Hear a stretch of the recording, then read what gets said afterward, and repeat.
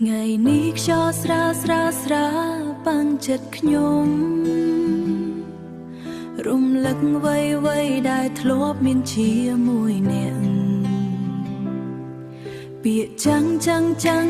នៅតែលឺក្នុងក្បាលដូចមិនធ្លាប់បាត់ពីថ្ងៃម្សិលមិញខ្ញុំសួរខ្លួនឯងថាហេតុអ្វីចិត្តមិនអាចបងនាងបានសោសូមឲ្យខ្ញុំចាំបេះដូងស្ងប់សិនមុននឹងនិយាយ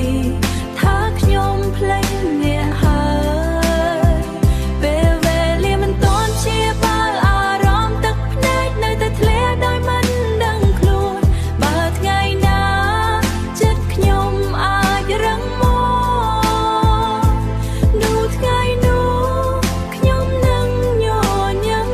វិញផ្លូវដែលដើរយើងធ្លាប់កាន់ដៃគ្នាឥឡូវនេះនៅសល់តែស្រមោលខ្ញុំដើរតែឯងក្នុងភាពស្ងៀមស្ងាត់ហើយសួរខ្យល់ថាអ្នកនៅទីណា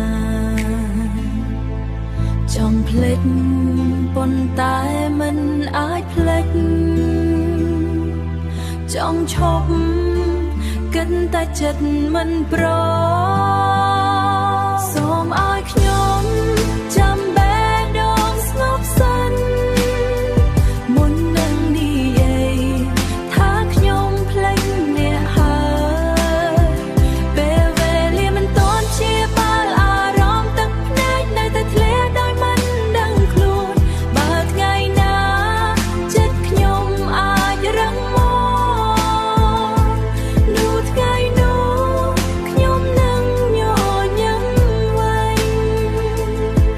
ប្រហែលស្នេហានេះមិនបានស្ថិតស្ថេរ